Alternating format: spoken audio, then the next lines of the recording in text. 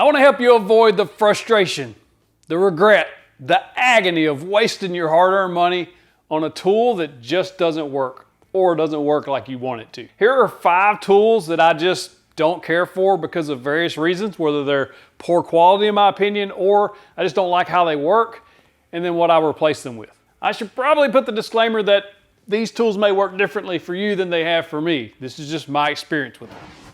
First on the list is the Woodpeckers Edge Rule. This is one of the tools that I regret buying because this 12-inch rule is 40 bucks. And I am a fan of Woodpeckers tools, but this one I am not.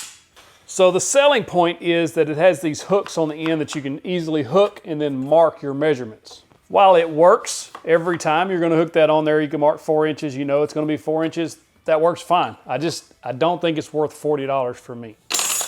Better options are a regular rule. Even their edge rules, which I featured in one of my first 5 tools videos. These things I use all the time. I love their Woodpeckers edge rules. These things are fantastic. I also really appreciate the benchmark tools. Benchmark rules are very inexpensive and they work just fine.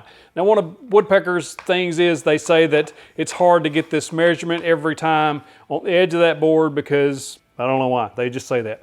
All you have to do is put something else on the edge, even another board, line it up, and it works just fine. I just find that this doesn't work. It's also fairly flimsy as far as metals go.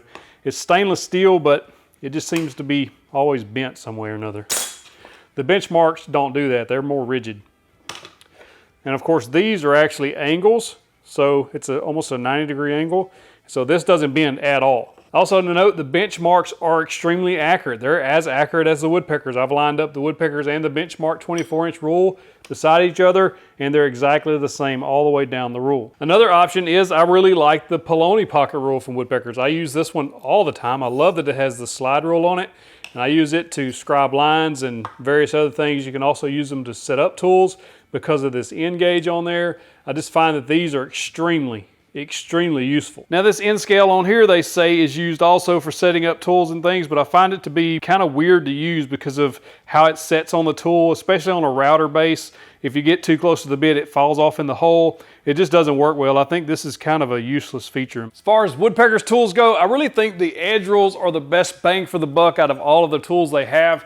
At about $100, you can get all 4 rules, and that includes a 6, 12, 24, and a 36. I always leave the 24 around the table saw. The 36 always stays around the miter saw, and then the 6 and the 12 are usually in the drawer. Actually, the 12 has been up here for the last little while.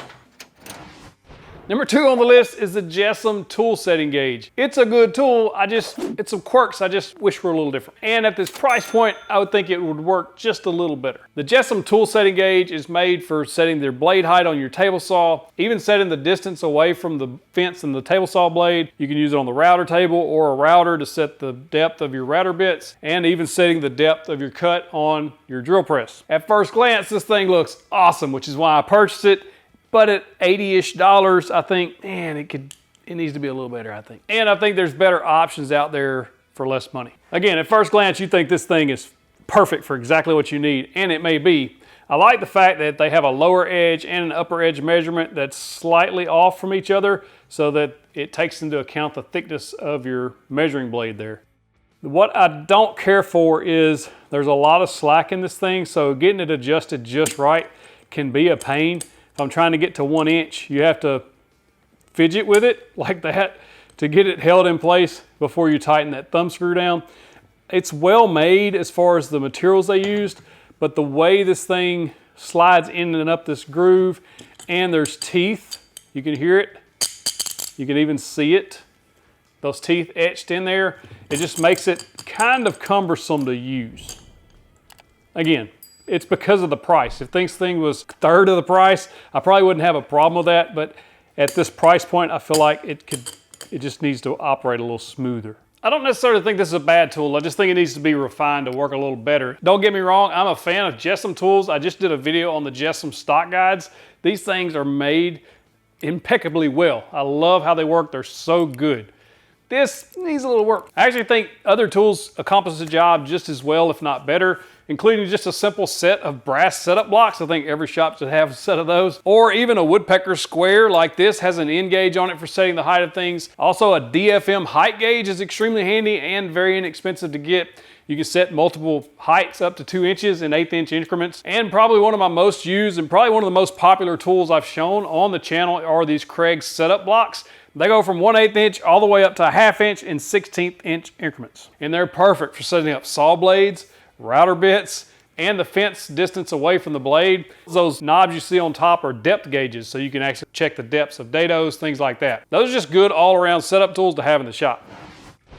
Next on the list is going to be a very unpopular opinion, and I know that already. I've had this in the shop for a few months now, and I've been hesitant to even show it on the channel. I wanted to do a review, but I just don't like it. Personally, I don't like it. Let me show you. This is the Incra Miter 1000 SE. Now, a lot of people really like this miter gauge, and it's extremely accurate and it has some really nice features. But there's one thing that just makes me not like this at all. And then you loosen the thumb screws off back here in the back, and you can adjust it.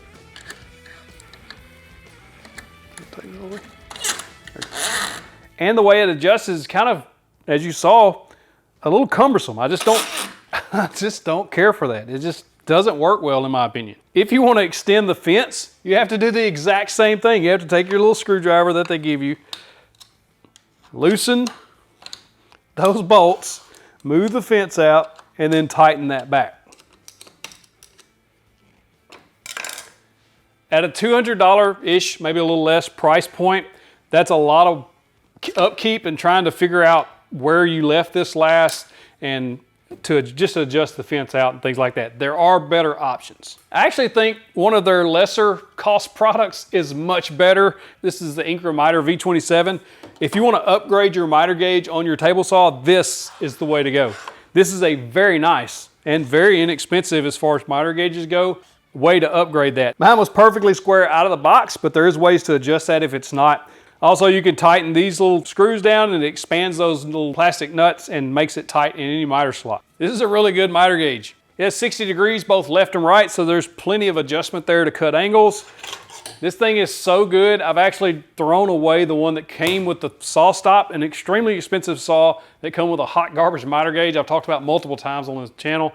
This is the better upgrade to even this, so I recommend this one. Another option versus having that Miter SE is to get you one of these crosscut sleds or build your own. I think you'll learn while you're building. You don't have to use this version. There's tons of versions out there on YouTube.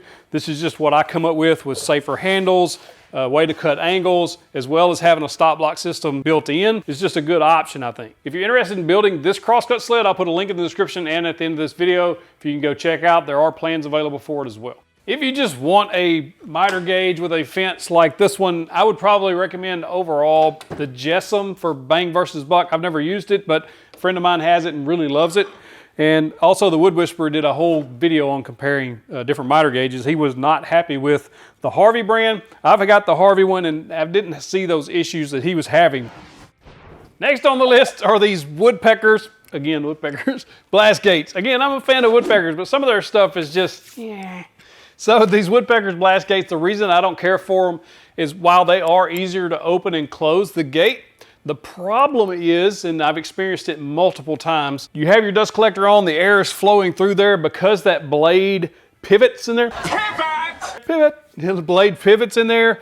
It's catching air, which means this slowly, over a little bit of time, will close on you, and then your dust collection basically is cut off because of the way it's made. It's not tight enough to hold straight. Also, another problem is because you have that blade right in the center, especially if you're working with epoxies and you're on a CNC or any other jointer, planer, anything like that, and you're planing epoxy that's kicking off that long pieces of plastic, or softer woods like ambrosia maple, when you plane that, like it comes off in really big strings, or because of the way it is, the characteristics of it.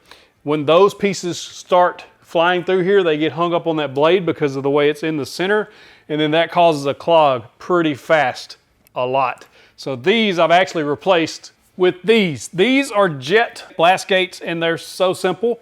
They have a little thumb screw up here. You pick it up to open the gate, and then you tighten the little thumb screw and it won't fall down. There's no way. And because it's almost all the way open, there's a tiny sliver of metal right at the top of the gate, but it doesn't affect anything. Everything flows by there just fine, and it doesn't close on you by itself, which is the key.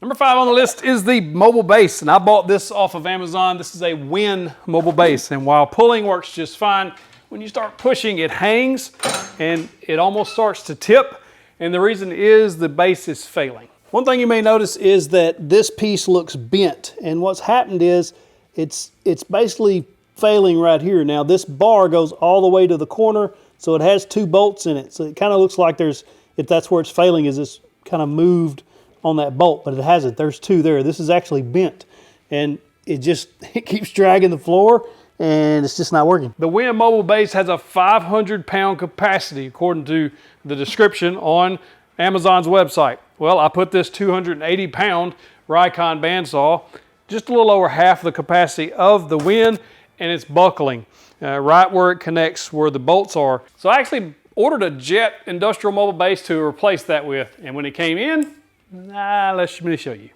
I'm a little confused and concerned here. I don't see any bars that go in here. Are they gone? The box is empty. Nothing in the styrofoam. Instructions call this part 5, side adjusting plate. 4 of them. I have 0. Unfortunately, in this case, I can't recommend a better option because I still haven't found one, and that's where the viewers are going to come in. I want you guys to comment below and let me know which mobile base you would pick or that you have that you really like. And if you like this video, click that box right there. Clicking the box gets you the big old virtual fist bump. Also, another one of my favorite videos right there.